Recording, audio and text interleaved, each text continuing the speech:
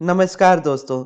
आज की इस वीडियो में मैं आपके सवालों के जवाब देने वाला हूँ। यानी ये एक क्वेश्चन आंसर वाली वीडियो है और इसके क्वेश्चंस मैंने मेरे यूट्यूब के कमेंट बॉक्स में से लिए हैं ताकि मैं हर किसी के कमेंट्स के रिप्लाई भी कर पाऊँ। और कई बार ऐसे क्वेश्चंस होते हैं जो कि कॉमन होते हैं, यानी जिनके आंसर हर किसी को चाहिए होते हैं, तो उनके आंसर्स को मैं दे पाऊंगा और आप उससे सीख पाओगे। क्योंकि अगर मैं पर्सनली मेरी लाइफ के बारे में बताऊं, तो जब मैं रेवती दीदी की वीडियोस को देखा करता था, यानी जब मैंने शुरू नहीं किया था लॉ ऑफ अट्रैक्शन को अच्छे से फॉलो करना, तो मैं रेवती दीदी की सवाल जवाब वाली वीडियोस देखा करता था। तो उनकी उन्होंने प्लेलिस्ट बना कर रखी थी, तो मैं उस प्लेलिस्ट को प्ले कर देता था और उसके बाद जितने वीडियोस होते थे उसमें एक के बाद एक प्ले होते रहते थे और उसमें क्वेश्चंस भी दीदी बताती रहती थी कि ये क्वेश्चन है, उसका ये आंसर है।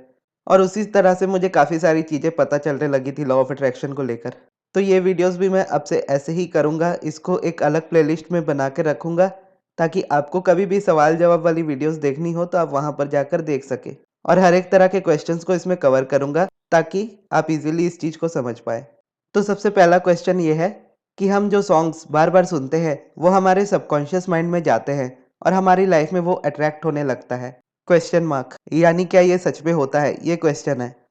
तो हाँ, ये बिल्कुल होता है, इसीलिए आपको ऐसे गानों को अवॉइड करना चाहिए जो आपकी फीलिंग्स को बहुत ज़्यादा लो कर दे। वैसे तो अगर आप सुनते भी हो तो कोई प्रॉब्लम नहीं है, लेकिन जब आप अपनी लॉ ऑफ अट्रैक्शन की जर्नी को शुरू कर रहे हो और आपकी वाइब्रेशन बहुत ज़्यादा अप डाउन होती है, उस वक़्त आपको बिल्कुल भी नहीं सुनने चाहिए ऐसे गाने। इसका एक एग्ज़ाम्पल बताता हूँ एक मूवी से, जो कि मैंने देखी थी। जब मैंने लॉ ऑफ अट्रैक्शन को फ़ॉलो करना शुरू नहीं किया था, उस वक़्त की बात है ये, तो मैंने एक सीरीज़ देखी थी हॉलीवुड की वॉकिंग डेड। वो बहुत ही अच्छी सीरीज़ है और ज़ॉम्बी के ऊपर बेस्ड है। ज़ॉम्बीज़ जो आपको पता होगा, उस पर बेस्ड है और मुझे ज़ॉम्बीज़ वाली मूवीज़ देखना बहुत ज़्यादा पसंद है।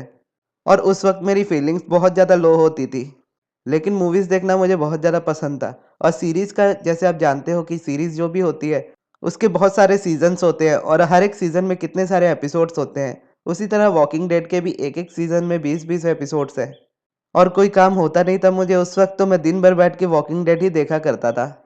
उससे मेंटली जो मुझे इफ़ेक्ट पड़ा था वो इतना ज़्यादा बुरा था कि मैंने वो मूवी को बीच में ही छोड़ दिया था देखना। वैसे तो वो बहुत अच्छी सीरीज़ है, पर क्योंकि इतनी ज़्यादा हार्श है और इतनी ज़्यादा वॉयलेंट है वो मूवी कि हर इंसान उस चीज़ को नहीं देख सकता, यानी जिसकी वाइब्रेशन लो है उसको देखना भी नहीं चाहिए।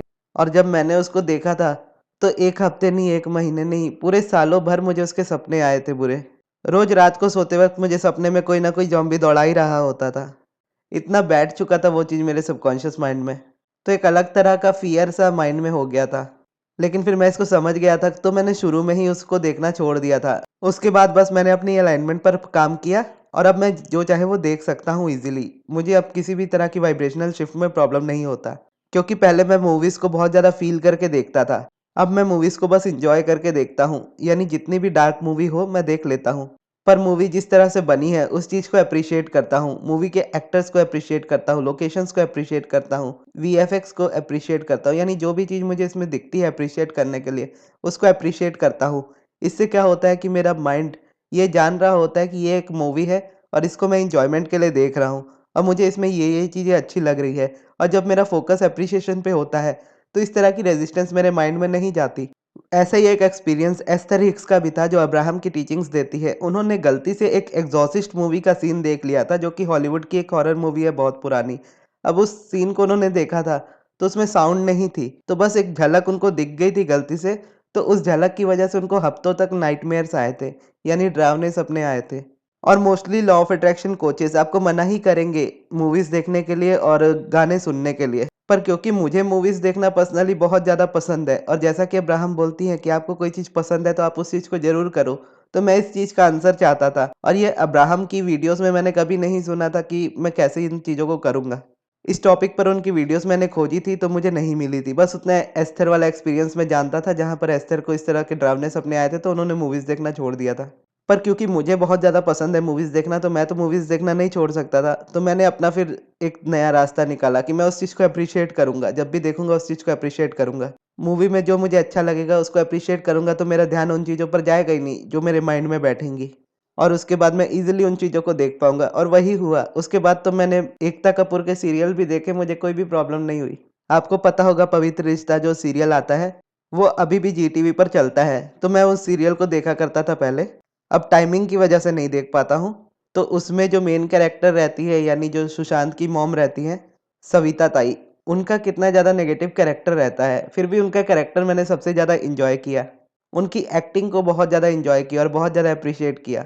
मतलब ऐसे उनका कैरेक्टर इस तरह का है कि किसी को भी देखकर उन पर गुस्सा आए, लेकिन उनकी अगर आप एक्टिंग को एप्रिशिएट करो, तो वो चीज़ आपको बहुत ज़्यादा खुशी देगी क्योंकि उनकी एक्टिंग आपको बहुत ज़्यादा पसंद आएगी। तो इसी तरह से मैं मूवीज़ को देखता हूँ, इसी तरह से मैं सॉन्ग्स को सुनता हूँ और उनको एप्रिशिएट करता हूँ। जिस तरह से मुझे वो अच्छे लगते हैं, मैं उस तरह से उनको देखने की कोशिश करता हूँ।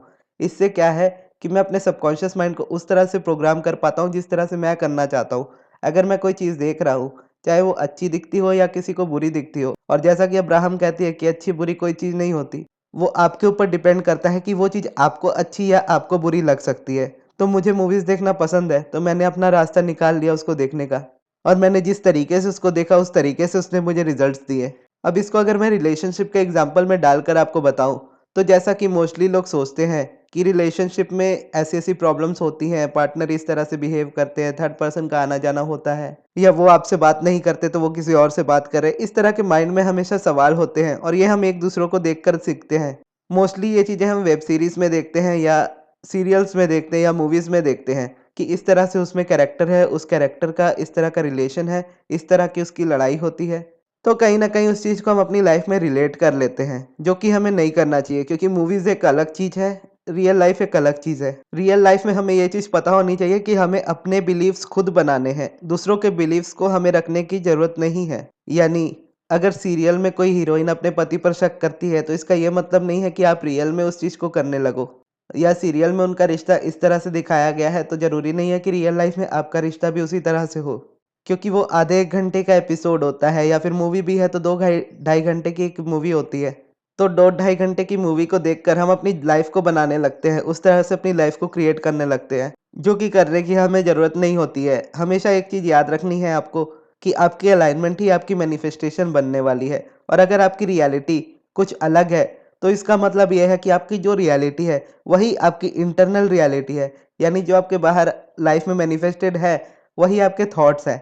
यानी आप जितना भी ये चीज़ कह लो कि आप पॉजिटिव सोचते हो, फिर भी आपको नेगेटिव रिजल्ट्स मिलते हैं, तो ऐसा हो ही नहीं सकता। जिस तरह के आपके थॉट्स होते हैं, उसी तरह की आपकी रियलिटी होती है। अगर आपकी रियलिटी आपके अपोज़िट है, तो आप देखिए कि आप किस तरह का फ़ील कर रहे हो, किस तरह के थॉट्स आप रख रहे हो मोस्ट ऑफ द टाइम।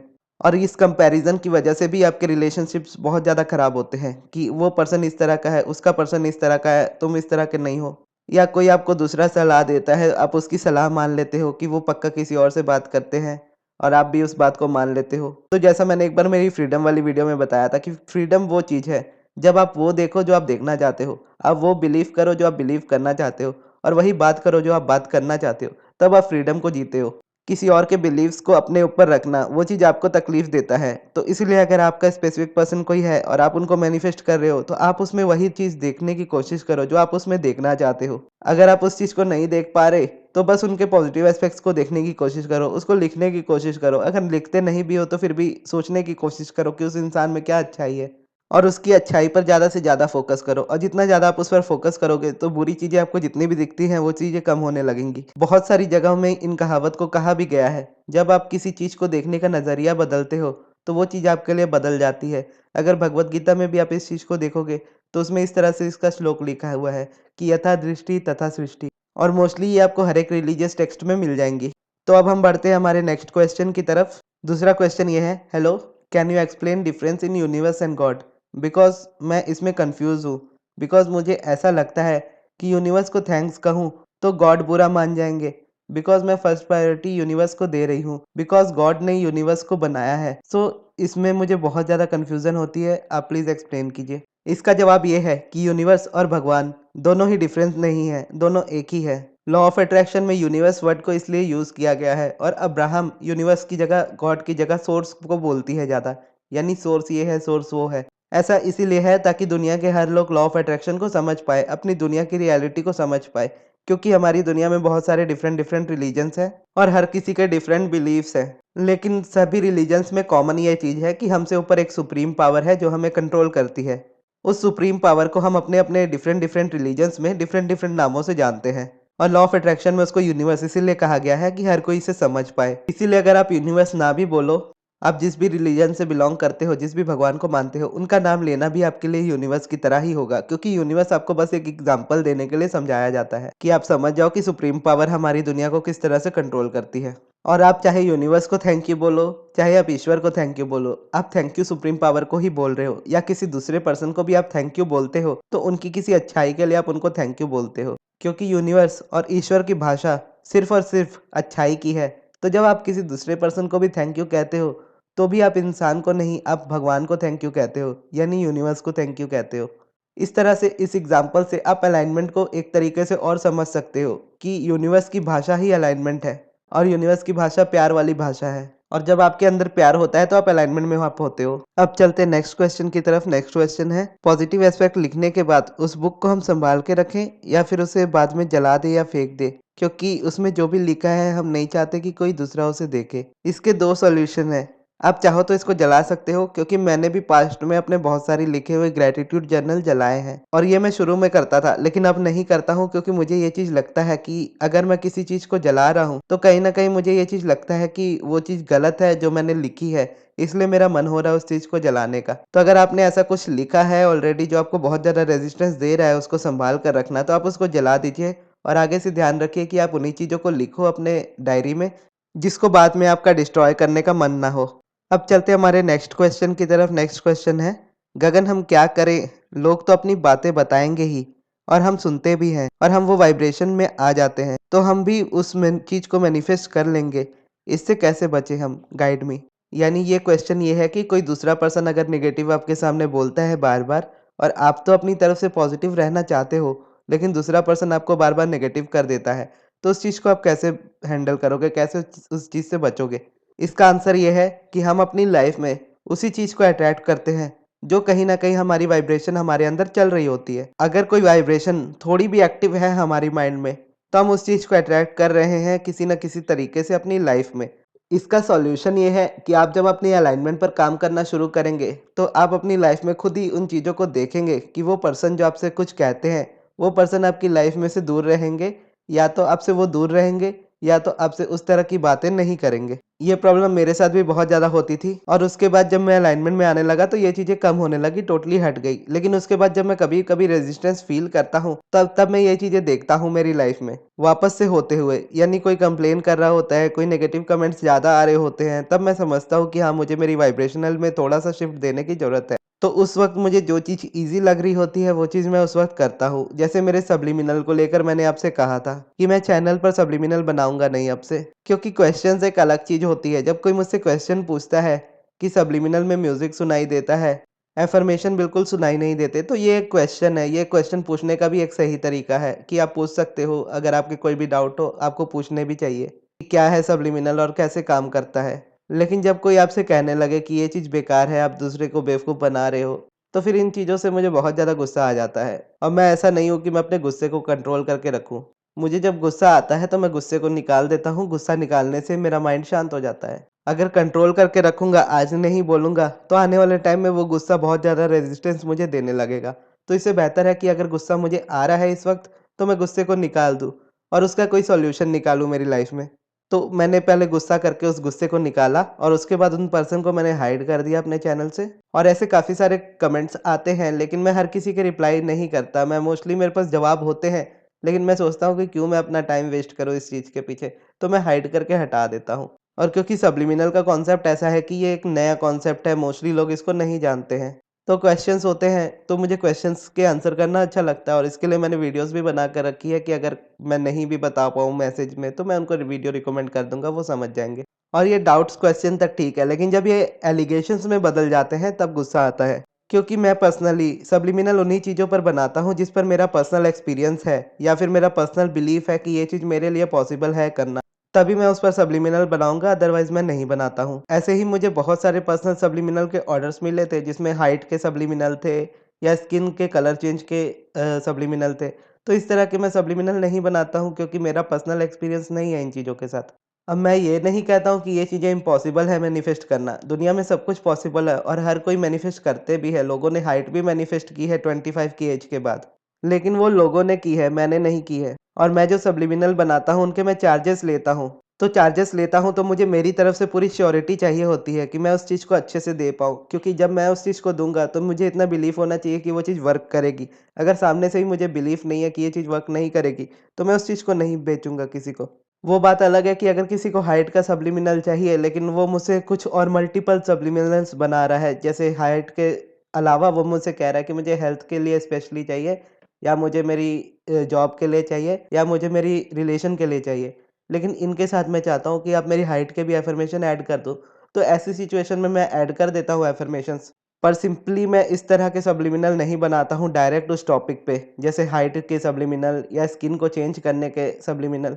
क्योंकि आपकी जो डिज़ायर है उस पर बिलीव करना आपका काम है, और अगर मैं किसी चीज़ पर बिलीव नहीं कर पा रहा हूँ तो उस चीज़ से मैं दूर रहना पसंद करूँगा। क्योंकि ज़रूरी नहीं है कि मैं हर चीज़ों पर बिलीव करूँ, मुझे उन्हीं चीज़ों पर बिलीव करना है जो मुझे मैनिफेस्ट करना है। और मैं उन्हीं पर ज़्यादा ध्यान देता हूँ। ज़्यादा चीज़ों पर आप जितना ध्यान दोगे उतना ज़्यादा आपका फ़ोकस डिस्टर्ब होता है, उतना ज़्यादा आप मैनिफेस्ट नहीं कर पाते, उतना ज़्यादा आप रेज़िस्टेंस क्रिएट करते हो। तो इससे बेहतर ये है कि जो आपको पॉसिबल लगता है ईज़िली, उस चीज़ को पहले मैनिफेस्ट करो, और जो चीज़ आपके लिए इम्पोर्टेंट है, उस चीज़ को आप इस तरह से डिसाइड करो कि आप कैसे उस चीज़ में बिलीव कर सकते हो कि वो चीज़ आपके लिए पॉसिबल है। और फिर जब आप उस चीज़ को करने लगोगे, तो रास्ते आपको खुद नज़र आने लगते हैं। और सब्लिमिनल ही एक तरीका नहीं है, बहुत सारे तरीके हैं दुनिया में मैनिफेस्टेशन करने के, लेकिन सब चीज़ों में कॉमन चीज़ है अलाइनमेंट। जब तक आप उस चीज़ में बिलीव नहीं कर पाओगे, उस चीज़ की अलाइनमेंट को नहीं अचीव करोगे, तब तक वो चीज़ मैनिफेस्ट नहीं होती है। जैसे अगर आपको एग्ज़ाम्पल से समझाऊँ, अगर आप अपने स्पेसिफ़िक पर्सन को मैनिफेस्ट कर रहे हो और आप अपनी अलाइनमेंट पर काम नहीं कर रहे हो, यानी आप पूरी टोटली दूसरे पर्सन पर डिपेंड हो, यानी वो पर्सन आपकी लाइफ़ में रहेगा तो ही आप खुश हो, अदरवाइज़ आप खुश नहीं हो। इस तरह की अगर आपकी सिचुएशन है, तो आप लॉ ऑफ अट्रैक्शन की जितनी भी टेक्निक्स कर लो, आप कभी भी उस चीज़ को मैनिफेस्ट नहीं कर पाओगे। और ये मैं गारंटी के साथ कह सकता हूँ कि दुनिया की कोई भी टेक्निक आपको हेल्प नहीं कर पाएगी उस वक़्त, जब तक आप अलाइनमेंट पे काम नहीं करोगे। और अलाइनमेंट में होने से आपको टेक्निक्स करने की भी ज़रूरत नहीं पड़ती है, क्योंकि नेचुरली आपने देखा होगा कि बहुत से लोग दुनिया में लॉ ऑफ अट्रैक्शन को फॉलो नहीं करते, फिर भी उनकी शादी उनके मनपसंद पर्सन के साथ होती है। क्योंकि टेक्निक्स भले वो ना करे, अलाइनमेंट रेजिस्टेंस हर किसी के अंदर होती है। हर किसी को अलाइनमेंट की तरफ रहना होता है। हर कोई जब अलाइनमेंट में होता है, कोई भी इंसान, वो मैनिफेस्ट करता है, और जब रेजिस्टेंस में होता है, वो रेजिस्टेंस और ज़्यादा मैनिफेस्ट करता है। इसी तरह से दुनिया चलती है। और जो मैंने सब्लिमिनल बनाना छोड़ा, उसका भी रीज़न यही था। मेनली उसके 2 रीज़न थे। एक तो कॉपीराइट, कि जब भी मैं वीडियो बनाता हूँ, मुझे कोई न कोई कॉपीराइट मिल जाता है। क्योंकि वीडियोज़ में जो भी सॉन्ग्स यूज़ होते हैं, वो दूसरे चैनल के सॉन्ग्स होते हैं। अब वो यूज़ करने को आपको परमिशन देते हैं कि वो नो कॉपीराइट के मतलब साउंड्स होते हैं। लेकिन क्योंकि सब्लिमिनल में अफ़र्मेशंस ही हिडन होते हैं, तो जब मैं उसको डालता हूँ, तो यूट्यूब को लगता है कि वो रीयूज़ कंटेंट है। यानी किसी और का कंटेंट मैंने उठाकर बस इस तरह से अपलोड कर दिया है फ़ोटो लगाकर। तो जब यूट्यूब को लगता है कि ये किसी दूसरे का कंटेंट यूज़ हो रहा है, तो वो कॉपीराइट दे देते हैं, और फिर मुझे ना चाहते हुए भी सब्लिमिनल डिलीट करना पड़ता है। इसीलिए मैंने गवर्नमेंट जॉब वाला सब्लिमिनल डिलीट किया था मेरा। और इस तरह से सब्लिमिनल अपलोड करने के बाद कोई आपको आकर सीधा फ्रॉड कह दे, तो आपको और ज़्यादा गुस्सा आएगा। तो उस वक़्त मैंने यही डिसीज़न लिया कि इस चीज़ को मैं यूट्यूब पर नहीं डालता हूँ, क्योंकि आज जब कोई नए लोग देख रहे हैं, तो आज कम लोग हैं जो इस चीज़ को देख रहे हैं, और उनको अभी नहीं पता है सब्लिमिनल क्या है। तो उसमें से कुछ लोग हैं जो क्वेश्चन कर लेते हैं कि हाँ, सब्लिमिनल क्या है? इसमें तो बस म्यूज़िक है, अफ़र्मेशन सुनाई नहीं दे रहे।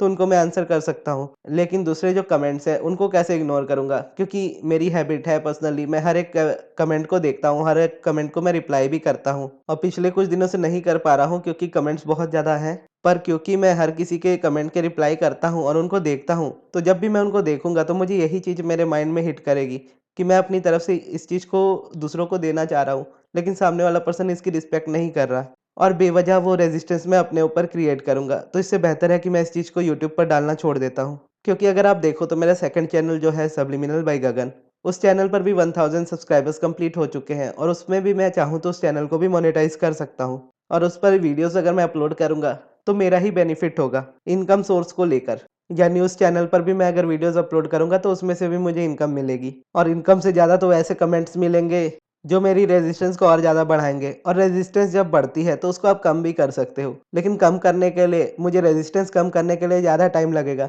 लेकिन सब्लिमिनल बनाना छोड़ने के लिए बिल्कुल भी टाइम नहीं लगेगा। क्योंकि सब्लिमिनल जैसे मैंने बनाने छोड़े, रेजिस्टेंस खत्म। जैसा अब्राहम कहती है कि हमेशा जब आप कोई प्रॉब्लम में हो, तो हमेशा इस चीज़ को देखो कि वहाँ से निकलने का सबसे ईज़ी रास्ता कौन-सा है, और आपको जो रास्ता वहाँ पर सबसे ईज़ी लगता हो, उस रास्ते से आप निकल जाओ। और जैसे आप निकलोगे आपकी रेजिस्टेंस भी आपके साथ निकल जाएगी। तो जब मैंने उस चीज़ को डिसीजन लिया कि अब मैं यूट्यूब पर सब्लिमिनल नहीं बनाऊँगा, तो इमीडिएटली मेरे माइंड ने रेजिस्टेंस उस चीज़ की क्लियर कर दी। क्योंकि अब मैं सब्लिमिनल बनाऊँगा नहीं, क्योंकि रिसेंटली जितने कमेंट्स थे उनको मैं हाइड कर सकता हूँ। लेकिन आने वाले टाइम में बहुत ज़्यादा कमेंट्स होंगे तो मैं हर किसी को हाइड थोड़ी करता रहूँगा। और आने वाले टाइम में जब कमेंट्स बहुत ज़्यादा होंगे तो मेरे लिए इग्नोर करना भी बहुत ज़्यादा मुश्किल होगा। उससे फिर मेरी रेजिस्टेंस और ज़्यादा बढ़ेगी। अगर रेजिस्टेंस बढ़ेगी तो मेरे मेन कंटेंट पर ज़्यादा इफ़ेक्ट पड़ेगा, जो कि मैं नहीं चाहता। क्योंकि मेरा कंटेंट अपलोड करने का इंटेंशन मोस्टली ये था, क्योंकि लॉ ऑफ अट्रैक्शन को जब मैंने समझा था, तब मुझे ये चीज़ समझ में आई थी कि कितना ज़्यादा ईज़ी है लॉ ऑफ अट्रैक्शन और कितना ज़्यादा कॉम्प्लिकेट मैं इसको करता था, कितनी ज़्यादा टेक्निक्स करने की मैं कोशिश करता था, लेकिन मुझे कभी भी कुछ नहीं मिला। और जब मैं समझा कि अलाइनमेंट क्या होता है, जो चीज़ें मुझे इतने सालों से परेशान की, 5-6 साल से मैंने डिप्रेशन को डील किया और उस चीज़ को मैं निकल नहीं पा रहा था, इतनी ज़्यादा मुश्किल हो रही थी। और जब मैं अलाइनमेंट को समझा तो 3 महीने नहीं लगे उस चीज़ को ठीक होने में। तो ऐसे कितने लोग होंगे अब दुनिया में जो अपना टाइम इसी तरह से वेस्ट कर रहे होंगे टेक्निक्स के पीछे, जिनको अलाइनमेंट के बारे में नहीं पता होगा। और जैसा कि अब्राहम डेलिब्रेट क्रिएशन की बात करती है कि जब आप डेलिब्रेट क्रिएशन सीख लेते हो तो आपको खुद ही पता चल जाता है कि आपके थॉट्स कैसे हैं और उस थॉट से आप क्या मैनिफेस्ट करने वाले हो। तो जब मैं लोगों के कमेंट्स पढ़ता हूँ तो उनके थॉट्स से, उनके कमेंट से मुझे पता चलता है कि वो क्या मैनिफेस्ट कर रहे हैं और वो और ज़्यादा रेजिस्टेंस मैनिफेस्ट कर रहे होते हैं। और लेकिन ये चीज़ है कि जो भी मेरे चैनल पर न्यू है, ये चीज़ मैं उन्हीं को देखता हूँ। और जो पहले मेरे नए चैनल पर जुड़े थे, जब मेरे 1000 से कम सब्सक्राइबर्स थे, उस वक़्त जब मैं वीडियोज़ बनाता था, तो उस वक़्त जिनके कमेंट्स होते थे, उनके कमेंट्स आज टोटली चेंज हो गए हैं। उनकी रेजिस्टेंस आज टोटली चेंज हो गई है। पहले अलाइनमेंट को काफ़ी लोग नहीं समझते थे, लेकिन आज मुझे ऐसे क्वेश्चंस ज़्यादा आते हैं कि अलाइनमेंट में कैसे हम रहे मोस्ट ऑफ द टाइम। तो मुझे भी बहुत ज़्यादा अच्छा लगता है इस चीज़ को करने में कि मुझे जो चीज़ में चाहिए थी, जो चीज़ में सक्सेस चाहिए थी, वो चीज़ मैं अचीव कर पा रहा हूँ।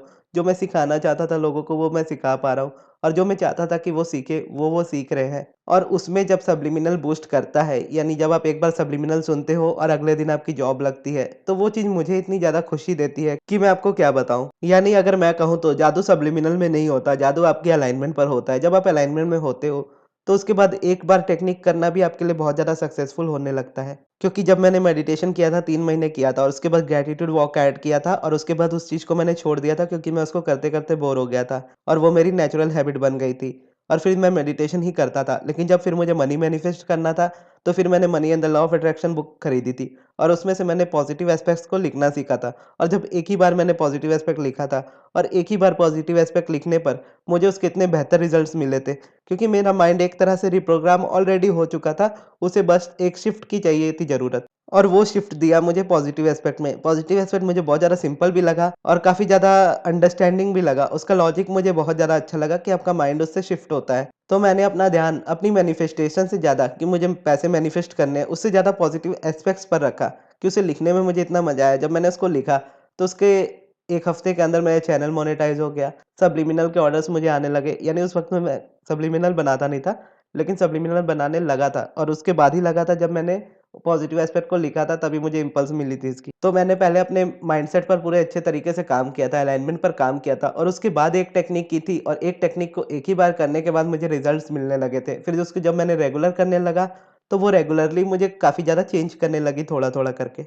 उसी तरह से किसी को सब्लिमिनल के 1 दिन में रिजल्ट्स मिल जाते हैं, किसी को टाइम भी लग जाता है। तो वो सारा आपकी अलाइनमेंट पर डिपेंड करता है कि आप कितनी जल्दी उस चीज़ को वर्क करते हो। जब आप ये डिसाइड कर लेते हो कि आपको अलाइनमेंट में आना है, तो 50% काम आप ऑलरेडी कर देते हो और सब्लिमिनल में वो क्वालिटीज़ होती हैं कि वो आपकी हेल्प कर सके। और फिर जब आप सब्लिमिनल सुनते हो, तो सब्लिमिनल आपके अलाइनमेंट को बूस्ट कर देता है और जैसे वो अलाइनमेंट को बूस्ट करता है, तो वो चीज़ आपकी लाइफ में मैनिफेस्ट होने लगती है। किसी के लिए 1 दिन में होती है, किसी को 1 हफ्ते लगते हैं, किसी को महीना लग जाता है। पर फिर कई लोगों में कंपैरिज़न आ जाता है कि उस इंसान का इतनी जल्दी हो गया, मेरा अभी तक नहीं हो रहा, मुझ में ही कोई गड़बड़ है। आप में कोई गड़बड़ नहीं है, बस आप में रेज़िस्टेंस ज़्यादा है और दुनिया के हर एक इंसान में अलग-अलग रेज़िस्टेंस है। अब हो सकता है कि आप किसी चीज़ में अच्छे हो और वो दूसरा पर्सन उस चीज़ में अच्छा ना हो। जैसे मैं भी अपनी लाइफ़ में हर चीज़ों में अच्छा नहीं रहा हूँ शुरू से, लेकिन जब से मैंने वर्क करना शुरू किया, मेरी रेज़िस्टेंस जब कम हुई, अलाइनमेंट ज़्यादा हुई, तब मैं समझा मेरी लाइफ़ की वैल्यू, मेरी वैल्यू कि मैं क्या कर सकता हूँ, मैं किस चीज़ में अच्छा हूँ और जिस चीज़ में मैं अच्छा हूँ, उस चीज़ को मैं करता गया। और एक के बाद एक चीज़ें रिवील होती गई और लाइफ तो इतनी जल्दी चेंज हुई, इतने कम टाइम में चेंज हुई कि मुझे भी बहुत ज़्यादा अच्छा लगता है जब मैं अपनी लाइफ को देखता हूँ तो। और धीरे-धीरे करके जैसे मेरा माइंड शुरू में मैनिफेस्टेशन पर बहुत ज़्यादा भागता था, तो अगर अभी मैं आज अपनी लाइफ को देखता हूँ, तो मेरा मैनिफेस्टेशन पर उतना ध्यान ही नहीं होता है। मेरा ध्यान मोस्ट ऑफ द टाइम बस इस चीज़ पर होता है कि मैं अलाइनमेंट में हूँ या नहीं हूँ। इस वक़्त मैं कैसा फ़ील कर रहा हूँ? अच्छा मैं ऐसा फ़ील कर रहा हूँ, तो इससे मुझे बेहतर फ़ील करना है। तो इससे बेहतर फ़ील करने के लिए मुझे क्या करना चाहिए कि इससे थोड़ा-सा मैं बेहतर फ़ील कर सकूँ। फिर जब मैं उस थोड़ी-सी चीज़ को अचीव करता हूँ, तो और चीज़ पर ध्यान देता हूँ कि अच्छा और मैं क्या करूँ जिससे मुझे और अच्छा फ़ील हो। तो फिर कभी मन करता है कि मैं घूमने चला जाऊँ, तो मैं देखता हूँ कि हाँ, मुझे अभी ये काम कंप्लीट करना है, इस काम को कंप्लीट करके मैं घूम के आऊँगा। और उस काम को जब मैं कंप्लीट करता हूँ, उसके बाद घूमने चला जाता हूँ। घूम के आधे 1 घंटे में जिस तरह से मुझे अपना कहीं राइड पर जाना होता है या ड्राइव मुझे मोस्टली गाड़ी चलाना पसंद है मेरी, तो अपनी गाड़ी का नाम भी मैंने टॉमी सिंह रखा हुआ है। तो उसके साथ मुझे घूमना बहुत ज़्यादा पसंद है। तो उसको जब मैं लेके निकलता हूँ, तो मुझे बहुत ज़्यादा अच्छा लगता है। तो उसके साथ मैं घूम के आ जाता हूँ और घूम के आता हूँ तो और अच्छा फ़ील कर रहा होता हूँ। फिर आके कोई गाने सुनने लगता हूँ या कमेंट्स के रिप्लाई करता हूँ या इंस्टाग्राम पर देखता हूँ। तो जब इंस्टाग्राम पर होता हूँ, तो मेल छूट जाते हैं, मेल पर होता हूँ, तो इंस्टाग्राम छूट जाता है और जब व्हाट्सएप पर होता हूँ, तो बाकी चीज़ें छूट जाती हैं। कमेंट्स देखता हूँ, तो व्हाट्सएप छूट जाता है। तो इस तरह से थोड़ा-सा टाइम शुरू में काफ़ी ज़्यादा प्रॉब्लम करता है। इसीलिए पहले की तरह उतने रिप्लाई नहीं कर पा रहा मैं, लेकिन फिर भी मैं कोशिश करता हूँ हर किसी को रिप्लाई करने की। तो ये थी दोस्तों हमारी आज की वीडियो। आपको ये वीडियो कैसी लगी कमेंट बॉक्स में ज़रूर बताइएगा और अगर आपको सब्लिमिनल बनवाने हो पर्सनली तो आप मुझसे कॉन्टैक्ट कर सकते हो इंस्टाग्राम पर या फिर जीमेल पर। हो सकता है मुझे थोड़ा-सा टाइम लगे आपके मैसेज को देखने में लेकिन मैं देखूँगा ज़रूर। तो आप अपना मैसेज वहाँ पर ड्रॉप कर सकते हो और इस वीडियो को यहाँ तक देखने के लिए बहुत-बहुत धन्यवाद।